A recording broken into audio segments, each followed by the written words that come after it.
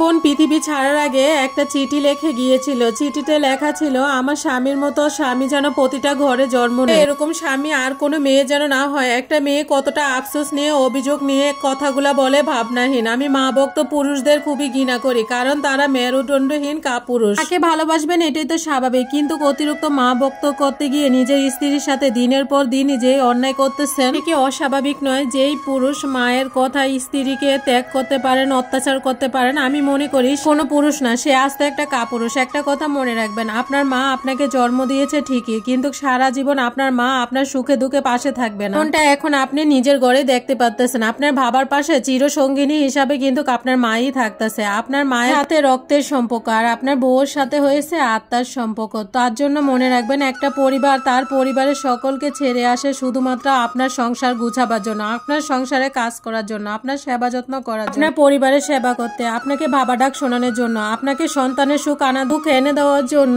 সে নিজের জীবনও বিচ্ছিন্ন দিয়ে দেয়, নিজের সৌন্দর্য নষ্ট করে। একবার কি ভেবে দেখেছেন আপনার বউ আপনার জন্য কি কি ত্যাগ করে এসেছে? কখনো আপনার স্ত্রীকে জিজ্ঞাসা করেছেন উনি ক্লান্ত কিনা, ওনার কিছু লাগবে, ওনার কোনো পছন্দ আছে কিনা, ওনার কিসে ভালো লাগতেছে, কোনটাতে খারাপ লাগতেছে? কিছু পুরুষ তো আসে ভালোবেসে মাকে কিছু দিতে পারে, কিন্তু বউকে দিতে পারে না। মা অসুস্থ হলে তাকে সেবা যত্ন করতে পারে, বউ অসুস্থ হলে বউর সেবা যত্ন করতে পারে না। মায়ের হাত খরচ দিতে পারে, তবে বউর হাত খরচ দিতে পারে না। মাকে সব দিতে পারে, আর বউর বেলা সব কিছু শূন্য হয়ে যায়। বউকে মাসে একবার কোথাও ঘুরতে নিয়ে গেছেন, সপ্তাহে একবার রেস্টুরেন্টে খেতে নিয়ে গেছেন, বউকে দামি একটা শাড়ি কিনে দিয়েছেন, কি ব্যাপার? এগুলা দেন নাই, তাই তো? এটাই স্বাভাবিক। তো সেই সকল জিনিস যখন আপনার স্ত্রী মুখ ফুটে চাবে, তখন যত বাহানা, তখন বউর বেলা শুধু হিসাব করেন। তখন বলবেন, বাইরে তো ঘুরতে যাব, মায়ের কাছে একটু পারমিশন নিয়ে আসি। আর যদি মা একবার পারমিশন না দেয়, তাহলে তো আর বউকে নিয়ে যেতে পারবেন না। যে মেয়েটা আপনার পরিবার সবকিছু সামলাইতেছে, হেমসিম খেয়ে যায়, মেয়েটা পিরিয়ডে প্রচুর ব্যথা, তো আপনাদের সামনে নানান রকম খাবার এনে হাজির করে। মেয়েটা কি কখনো জিজ্ঞাসা করছেন আজকে তোমার শরীরটা কেমন আছে, তোমার কি খারাপ লাগতেছে কিনা, তুমি কি রেস্ট করতে চাও কিনা? না,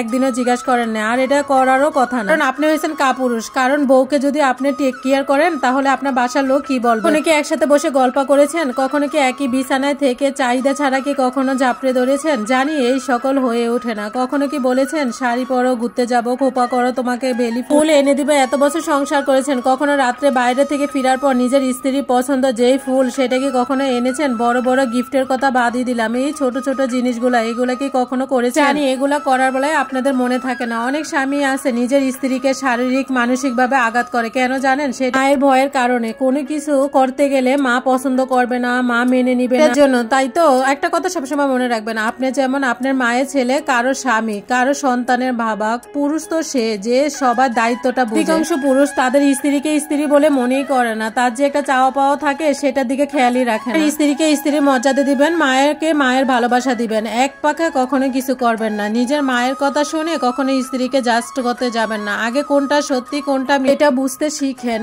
এক কথা ছিল, আমার স্বামীকে কখনো ক্ষমা করব না। বিয়ের আগে এত শান্ত ছিল, কিন্তু এখন আমাকে এত চাপ দেয়, সবাই মিলে রাত 2টা-3টা বেজে যায়, অথচ আমার চোখে ঘুম নাই। আমি মানসিক রোগী হয়ে গেছি। আমার স্বামীর সাথে কখনো মনের কথা শেয়ার করতে পারি না। কখনো যদি দুঃখের কথা শেয়ার করি, আমাকে হাজারটা বকা দেয়, হাজারটা তর্ক দিয়ে বুঝায় দেয় যে আসলে দোষটা আমারই ছিল। এটা আমার বড় দুঃখ। শ্বশুর বাড়িতে 8 বছর ধরে সংসার করতেছে, কিন্তু এখন পর্যন্ত নিজের একটা পছন্দ মতো জিনিস খেতে পারি না। আমার রুমটাও আমি সাজাতে পারি না। একটা বছর তার মা যেভাবে চালাইছে, সে সেভাবেই চলছে, কোনো কথা বলি না। তারপরেও যদি আমার স্বামী আমার মনের কথাটা বুঝতো, তাহলে আর কিছু কি জানেন, আমার স্বামী মনের কথা বুঝলই না।